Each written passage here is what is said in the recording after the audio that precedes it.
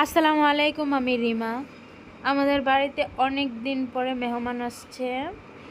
আমার বাবা সকাল সকাল বাজারে চলে গেল। বাজার থেকে চলে আসলো এই যে মুরগিগুলো নিয়ে আসলো, মানে টুকটাক অনেক বাজার করে নিয়ে আসছে। তারপর আমি মুরগিগুলোকে একটি ডিশের মধ্যে নিয়ে নিয়েছি, এখন কেটে নেব। তারপর আমাদের পুকুরের মাছ ধরে নিয়ে আসছে, তরতাজা মাছ আমাদের নিজেদের পুকুরে। তারপর তারপর আমি এই যে গরুর মাংসটাকে একটি বলের মধ্যে নিয়ে নিয়েছি। তারপর বলের মধ্যে নিয়ে এখন আমি সুন্দর করে একে একে মশলা দিয়ে আমি সুন্দর করে মলিদা করে নেব। তারপর কি বলবো, আমার আম্মু একটু অসুস্থ, এই কারণে আমার আম্মু কোনো কিছু করতে পারতেছে না, এই কারণে নিজে নিজেই করতে হচ্ছে। তারপরে 30 জনের মতো আইটেম আজকের এই রান্নার আয়োজনটা।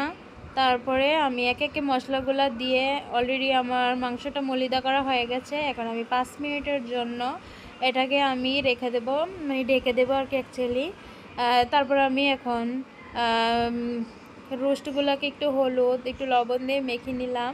এখন আমি চুলায় আগুন জ্বালিয়ে দিয়ে এখন কড়াইয়ের মধ্যে একে একে রোস্টগুলো দিয়ে দিচ্ছি। এখন আমি বেজে নিলাম। এই যে আমি রোস্টগুলোকে বেজে নিয়েছি। তারপরে এই যে মাছগুলো আমি বাছতেছি, একে একে সবগুলো আমি বাছতেছি। তারপর অলরেডি আমার মাছটাও প্রায় ভাজা হয়ে গেছে। তারপরে যে রান্না কমপ্লিট হয়ে গেছে, পোলাও ভাত রান্না করলাম, তারপরে এই যে রোস্ট রান্না করলাম, তারপর গরুর মাংস, মাসকলাই ডাল, তারপর মাছ ভর্তা, মানে এইগুলোই মিলেমিশে রান্নাটা করা আর কি।